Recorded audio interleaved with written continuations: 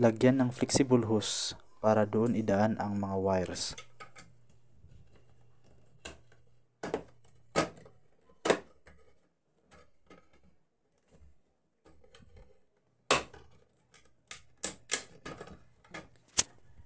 Pagkatapos, lagyan natin ng PVC clamp to install properly.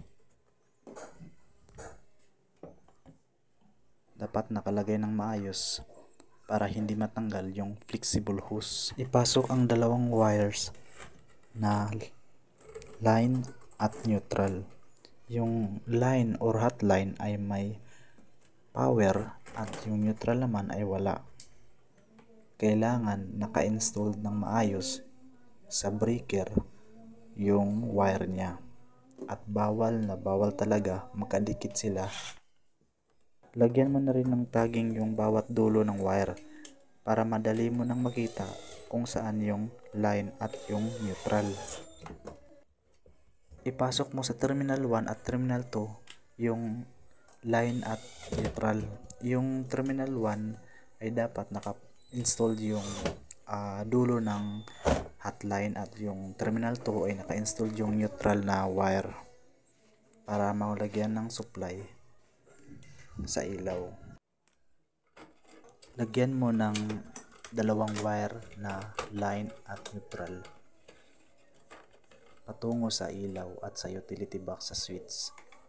Yung itim ay neutral at yung pula naman, yun ay hotline or line.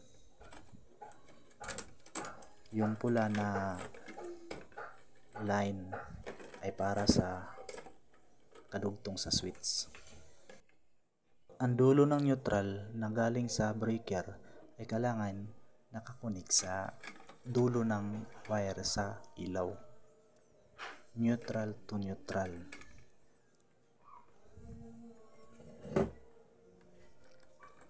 I-splice ng maayos para hindi matanggal.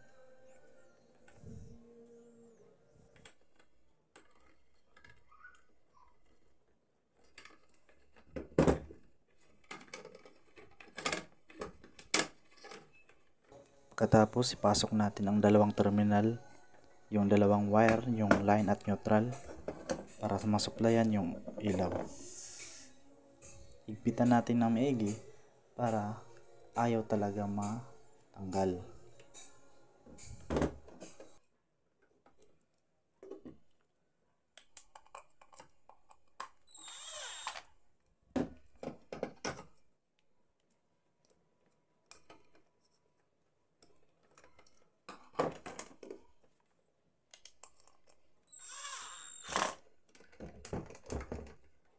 Lagyan ng electrical tape yung mga bawat dulo ng wire para safety tayo.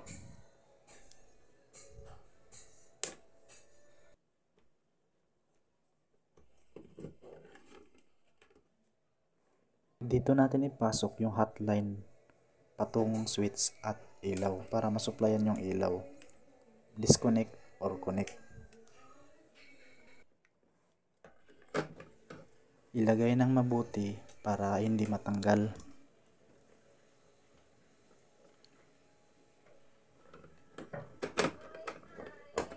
Pasok ng mabuti yung bawat dulo ng wire para safety at bawal makadikit.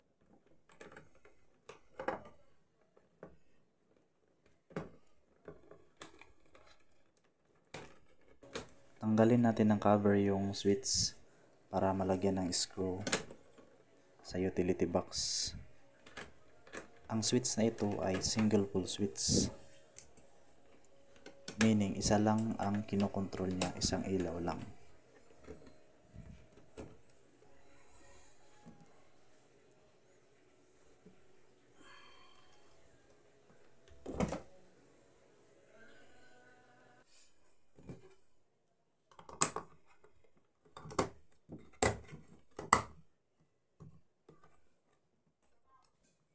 Last but not the least, ilagay ang receptacle gamit ang screw. Dapat mahigpit ang pagkalagay ng screw para hindi matanggal.